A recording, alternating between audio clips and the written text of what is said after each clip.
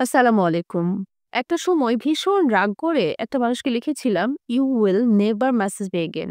সেটার পরে না আমাকে কোনোদিনও নক করেনি। অথচ ওই মানুষটা অপেক্ষা করতো আমি হয়তো নিজ থেকে তাকে পারমিশন দিব মেসেজ করার জন্য। আমি স্টোরি দিলে সবার ১ম ওই মানুষটা দেখতো। আমি কোনো কিছু পোস্ট করলে সবার ১ম এ রিঅ্যাক্টটা কিন্তু ওই মানুষটাই করতো। মাঝে মধ্যে আমাকে রিঅ্যাক্ট দিত, আবার সরিয়ে নিত। সে আমাকে ভুলতে পারেনি। সে আমাকে ভোলার চেষ্টা করত, কিন্তু আমার কিছু কথা, কিছু বাক্য তাকে ভুলতে দিত না।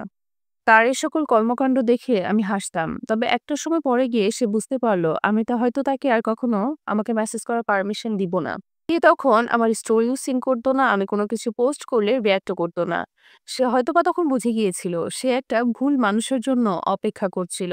তবে আচমকাই হঠাৎ করে একদিন তাকে আমি কল করলাম। সে তো রীতিমতো ফুপিয়ে ফুপিয়ে আধা ঘন্টা ধরে কান্না করলো এবং তার কথাগুলো আমাকে শোনালো। অনেকক্ষণ ধরে ঝাড়ি দিল আমাকে।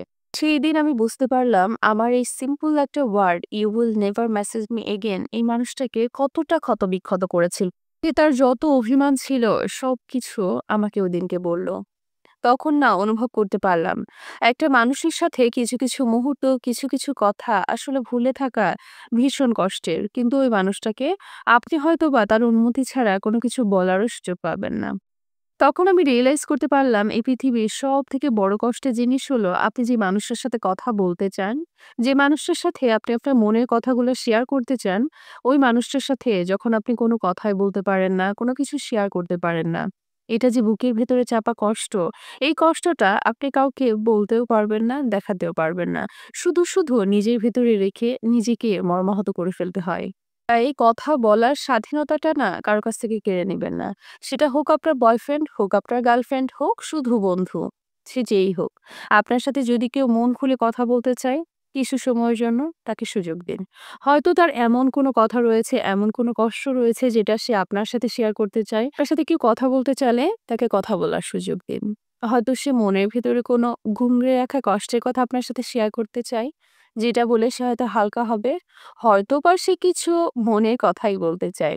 কোনো ভালোবাসার গল্প একটু শুনে নিন না। হয়তো আপনার কাছ থেকে কিছুটা সময় চলে যাবে। কিন্তু ওই মানুষটা না মনের দিক থেকে ভীষণ পরিমাণে হালকা হবে।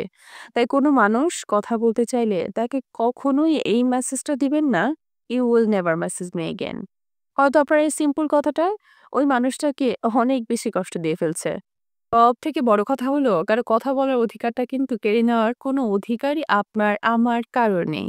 তাই সবাইকে প্রাণ খুলে কথা বলতে দিন। যে যার সাথে কথা বলে শান্তি পায়, প্রশান্তি পায়, তাকে সেই জায়গায় কথা বলা উচিত বা কথা বলতে দেওয়ার সুযোগটাও করে দেওয়া উচিত।